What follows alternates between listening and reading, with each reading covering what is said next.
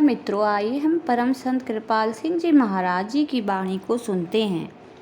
पिछली वीडियो में हम सुन रहे थे कि प्रभु से प्रेम कैसे करें, तो इसी प्रसंग में हम आगे देखते हैं कि जैसे पुस्तक की प्रस्तावना में पुस्तक का सार दिया होता है, जब पूरी किताब पढ़ लो तो समझ आता है कि यही बात उसकी प्रस्तावना से भी समझ आ सकती थी। इसी तरह जब तुम सतगुरु को देखो तो वह प्रभु की प्रस्तावना पढ़ने जैसा है। ये उदाहरण स्पष्ट करते हैं कि सतगुरु से मिलना परमात्मा से मिलने जैसा है। प्रभु की दया से ही ऐसे संत सतगुरु से मिलाप होता है। यदि तुम प्रभु से संपर्क करना चाहते हो, उसके लिए तुम्हारे अंतर में तड़फ है, तो वह सतगुरु से तुम्हारे मिलाप का स्वयं ही प्रबंध करता है। मैंने संत भीख के शिष्य का उदाहरण दिया था। वह अपने सतगुरु में इतना रमा हुआ था कि सतगुरु भीख के अलावा उसे और कुछ याद नहीं था, प्रभु भी नहीं। उसने अपने सतगुरु को प्रभु का रूप माना था। वह 5 नाम का जाप नहीं करता था, वरन अपने गुरु भीख का ही नाम जपता था। यह तो स्वाभाविक है। उसने उनमें प्रभु को देखा था, मनुष्य को नहीं। उसकी जुबान पर सदा यही नाम रहता था, या भीख, या भीख। वह मुगल साम्राज्य में रहता था। कुछ मुसलमानों ने उससे पूछा, तुम्हारा मालिक कौन है? उसने उत्तर दिया, मेरा मालिक भीख है, मेरा गुरु भीख है। तुम्हारा रसूल कौन है? भीख ही मेरा रसूल है। ऐसा कहना इस्लामी शरीयत के खिलाफ था। अतः उन्होंने मौत का फरमान उसके नाम जारी कर दिया। मृत्युदंड का अंतिम आदेश राजा ही पास करता था। जब उसे राजा के पास लाया गया तो राजा ने पाया कि वह मदमस्त है। राजा ने पूछा, बताओ तुम्हारा भगवान कौन है? भीख ही मेरा भगवान है। उसने उत्तर दिया, तुम्हारा रसूल कौन है? भीख ही मेरा रसूल है। राजा ने कहा, इसे छोड़ दो, जाने दो। लोगों ने कहा, वह भाग जाएगा। नहीं नहीं, राजा ने कहा। फिर राजा ने उससे कहा, अच्छा देखो, हमारे राज्य में कई महीनों से पानी नहीं बरसा। तुम अपने भीख से कहो कि वह पानी बरसा दे, ताकि हम अधिक अन्न उगा सकें। हाँ हाँ, मैं उनसे कहूँगा। शिष्य ने जवाब दिया, बिल्कुल बच्चे की तरह, जिसका अपनी माँ पर पूर्ण विश्वास होता है। ठीक है, तुम वापस कब आओगे? राजा ने पूछा। उसने उत्तर दिया, मैं 1 या 2 दिन में वापस आ जाऊँगा। शिष्य ने जवाब दिया।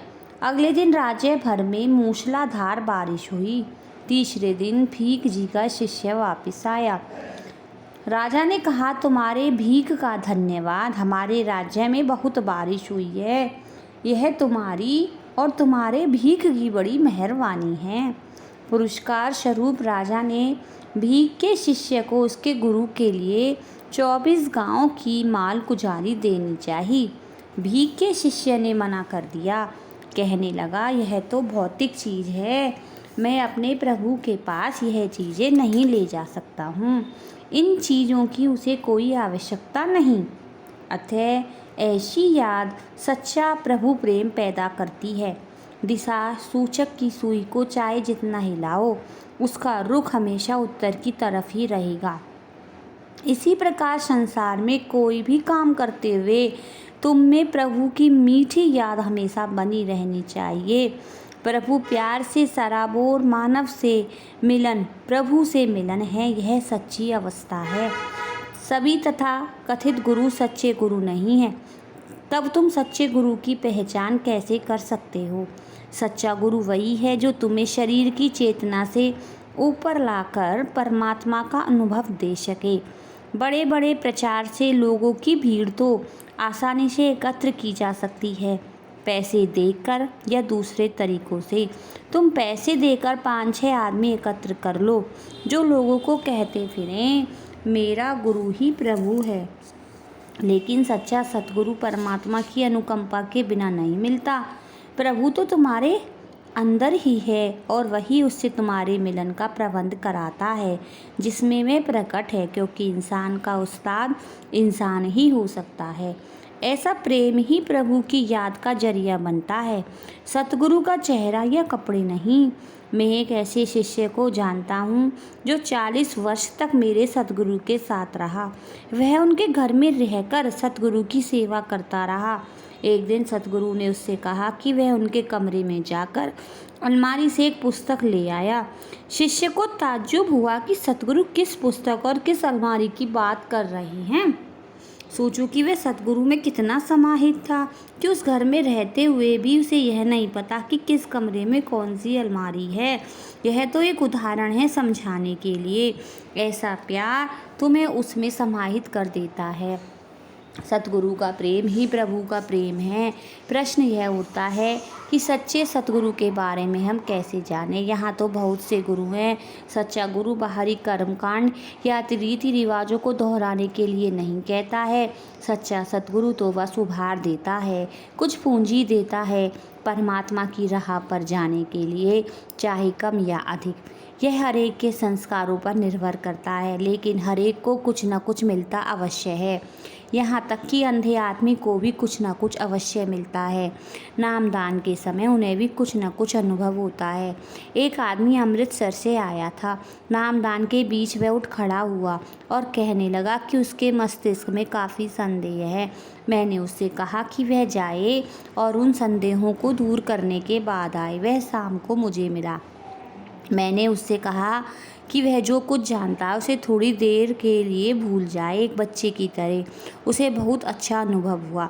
उसने प्रश्न किया कि दिन में नामदान के समय दिखने वाली रोशनी बाहर की रोशनी के कारण हो सकती है।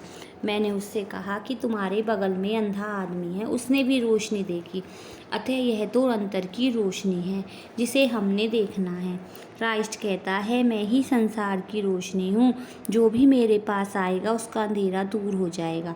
सभी महापुरुष यही फरमाते हैं, और जब तुम सद्गुरु से मिलते हो तो वह तुम्हें अंतर और बाहर दोनों जगह रोशनी दिखाता है। जब अंतर रोशनी बढ़ती है तो तुम इसे बाहर भी देख सकते हो। अतः आज का विषय था प्रभु से प्रेम कैसे करें या सतगुरु से प्रेम कैसे करें। प्रभु का प्रेम सतगुरु में ही प्रकट है। प्रभु के सारे गुण सतगुरु ही में ही हैं, सूक्ष्म स्तर पर, क्योंकि उसमें प्रभु का प्रतिबिंब अक्ष होता है। वह इस धरती पर प्रभु का ही रूप होता है। धन कृपाल जी।